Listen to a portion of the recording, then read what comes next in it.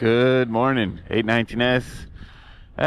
It's mid-30s again. It's a little warm. It feels kind of cool. Feels like the humidity's starting to pick up a little. And yesterday when I checked the news, the weather forecast, it said that rain is on its way.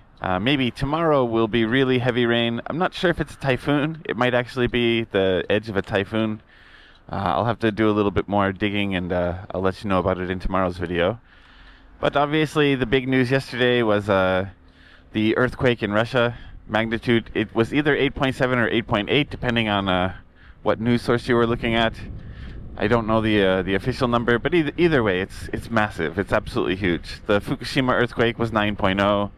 The earthquake yesterday was one of the top 10 recorded in history. So yeah, it did send a tsunami, it did send a tsunami out through the Pacific Ocean, and the waves hit Hawaii and other places.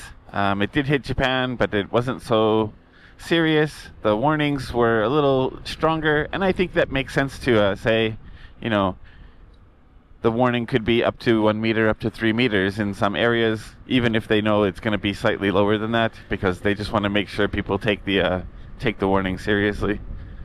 But I don't know what they were actually predicting. I just know that the whole coast of Japan was lit up in yellow or red, showing that there's a potential for the whole east coast of Japan was lit up in red, showing that there's a potential for a tsunami there. So yeah.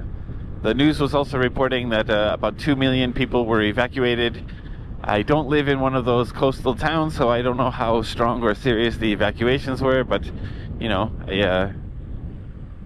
I hope that people were smart enough to get to safety just in case. And I do have the impression that something else might happen still.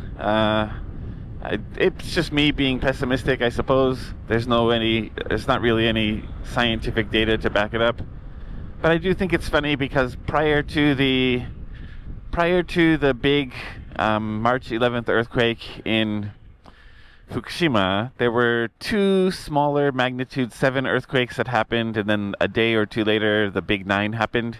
And Kamchatka had the same thing. There were 2 magnitude 7 earthquakes a few days ago, about 20-30 minutes apart from each other, and then a few days later the bigger release happened. So I don't know.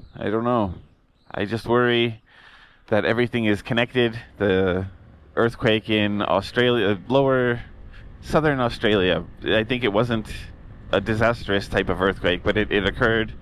The earthquake in Alaska, the earthquakes in Kamchatka, and the swarm that's still going on, it almost stopped, but the swarm that's still going on in Tokara, I just feel like maybe the pressure has shifted in the whole ring of fire. So personally, I'm going to stay alert and stay on edge. I am worried that something bigger is coming, but I think for normal people, just live, because there's no reason to worry about it. As long as you have preparations done, the earthquakes can strike any time in Japan.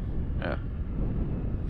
And for the people of Russia, I really feel bad, because it looks like the Fukushima earthquake, it looks like the tsunami was devastating. I hope that the loss of life is minimal, and I hope that you're able to rebuild. I do know that the Russian government and the military actions that are going on are not always the beliefs and feeling of all the people of a country, so my heart does go out to all the people that live in Russia and any other affected area, regardless of political take or belief. So yeah. Stay vigilant, stay safe, stay ready, but don't panic, don't freak out. I guess that's it for this one. I'll see you guys in the next one. Get out there and ride. Definitely ride safe.